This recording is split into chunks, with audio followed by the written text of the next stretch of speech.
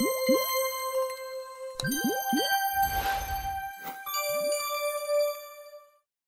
à toutes et à tous et bienvenue dans cette nouvelle vidéo sur la chaîne de Nico. Aujourd'hui une vidéo qui va vous parler sur la réalisation d'un moule en stratification à partir d'une pièce imprimée en 3D, c'est-à-dire cette pièce là, super simple. J'ai fait exprès d'imprimer une pièce relativement simple pour pouvoir faire un moule relativement également simple. Allez, c'est parti. Alors ici vous pouvez déjà voir que j'ai déjà fait deux étapes. Donc je me suis servi de cette pièce-ci.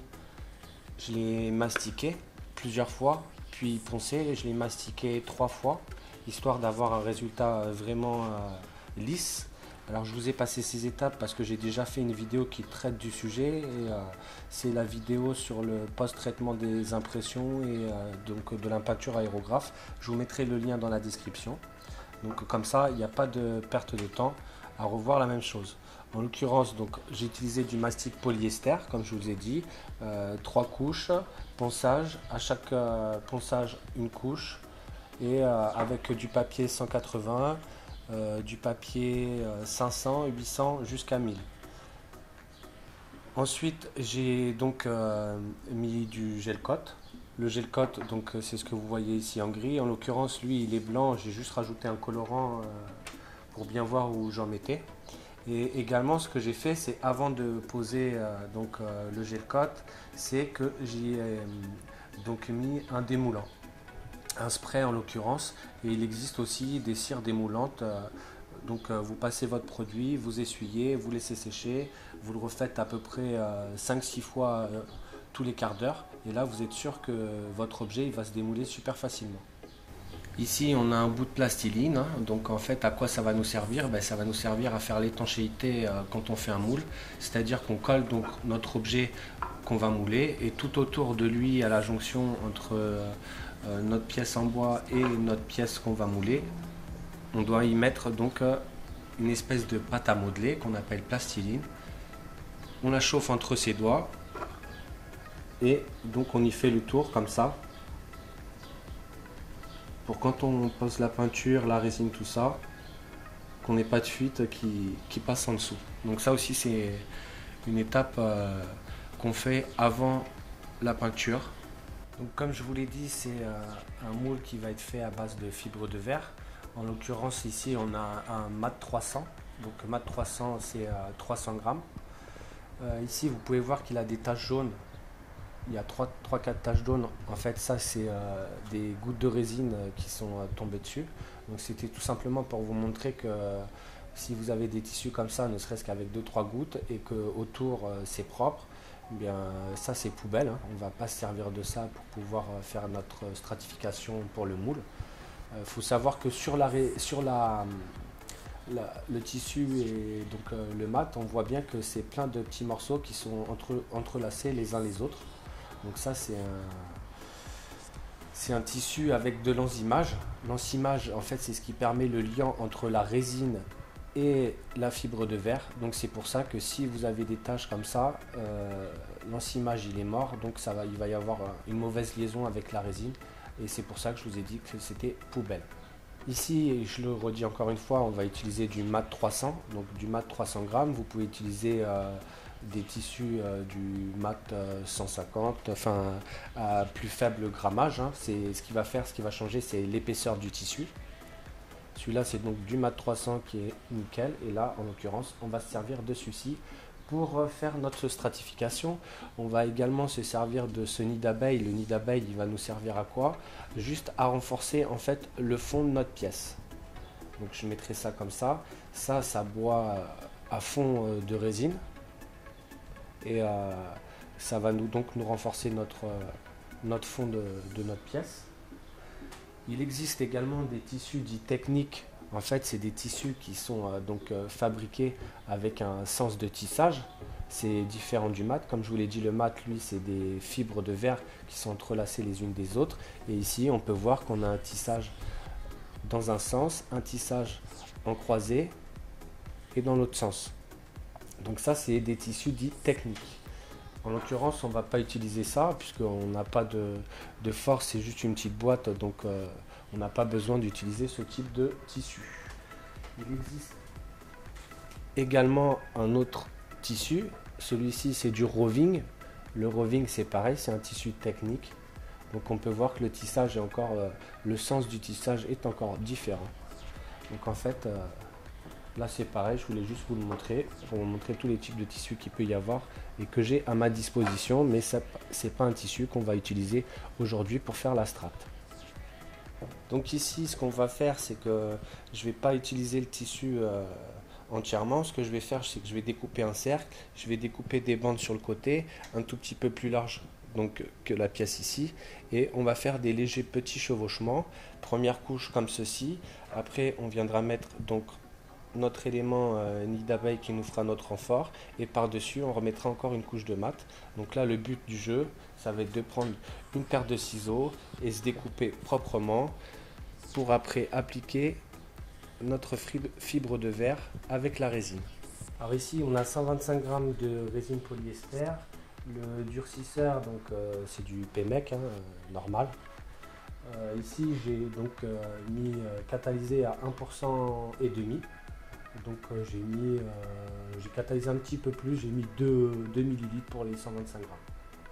Donc là l'opération ça va être donc de mouiller partout avant de mettre le tissu. Donc je mouille, une fois que c'est bien mouillé, là on peut voir déjà quand j'ai découpé mon tissu, donc comme c'est du mat, les fibres elles s'en vont facilement, donc je mouille partout et après je mets mes tissus les uns par-dessus les autres tout en les mouillant correctement.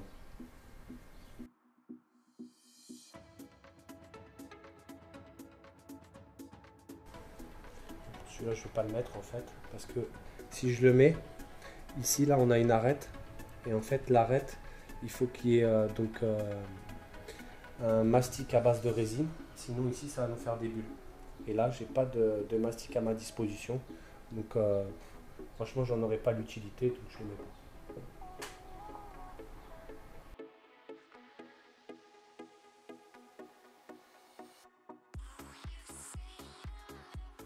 Alors là, la strate, elle est terminée. Au lieu de 2 couches, j'y ai rajouté une couche de sûreté. Donc, il y a 3 couches de mat en mat 300.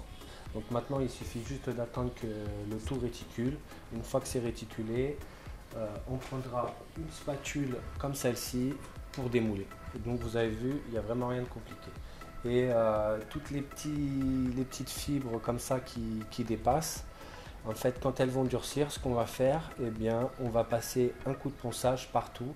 Comme ça tout sera bien lisse et ça ne nous blessera pas et on aura une surface propre et nickel.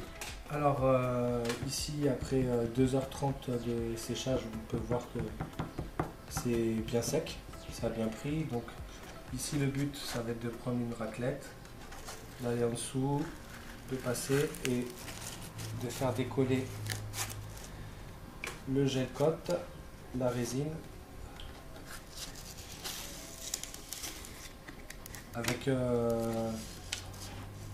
de l'air aussi, vous pouvez passer, soulever et insuffler de l'air par le dessous.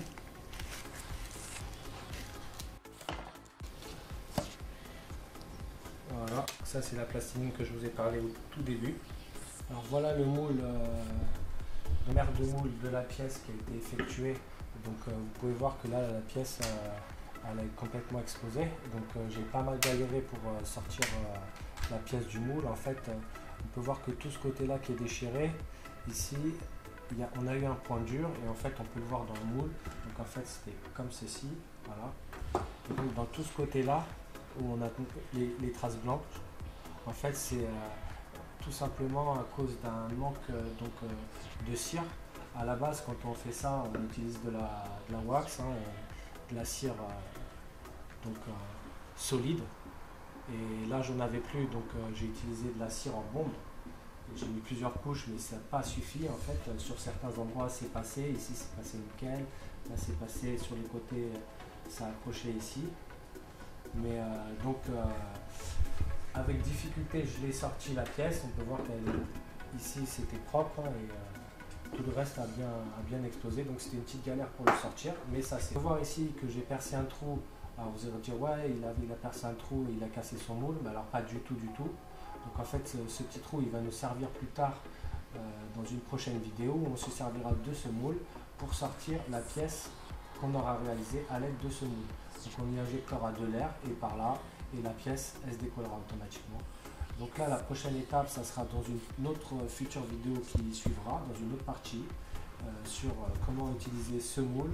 Et avant de l'utiliser, bien sûr on ne l'utilisera pas tel quel, on va l'améliorer entre guillemets. Donc ici il faudra y faire du ponçage, hein, puisqu'on a plein de fibres qui dépassent et c'est assez dangereux, on peut se faire mal. Après ici toutes les imperfections qui ont collé par rapport à la cire qui a été, on va dire, pas mal mise, puisque j'ai mis pas mal de bombes, mais pas assez. Donc on utilisera cette cire en solide. Et on va beaucoup donc faire la finition avant de faire notre pièce en stratification pour pouvoir sortir donc notre pièce. On poncera au papier 500, 800, 1000 et on y appliquera également aux imperfections une fois le ponçage. On mettra du gel coat spatulable pour justement faire des réparations sur des moules et on verra que avant son utilisation le moule sera nickel. Donc n'ayez pas peur de votre résultat si c'est pas nickel. L'important c'est de sortir la pièce. Une fois que la pièce est sortie, tout est récupérable et ça sera dans la prochaine vidéo. Arrivé à la fin de cette vidéo, la réalisation d'un moule en fibre de verre. Ça c'est le maire de moule super costaud. Pour vous montrer que à partir d'une impression 3D, donc ici c'était celle-là, avec du mastic et tout, qui a été donc fracassé pour le sortir du moule. Mais sinon tout s'est bien passé. Donc à partir d'une impression, on peut sortir un moule en fibre de verre et réutiliser à foison pour nous sortir des pièces. Alors j'espère que cette vidéo vous a plu. N'hésitez pas à laisser des commentaires si vous avez besoin, si vous avez des questions, quelles qu'elles soient, sur comment faire, si vous avez des doutes. Et je vous dis à très bientôt pour la prochaine vidéo qui suivra sur la suite et la réalisation donc d'une pièce et surtout la finition avant la réalisation de la pièce. Je vous remercie encore, à très bientôt.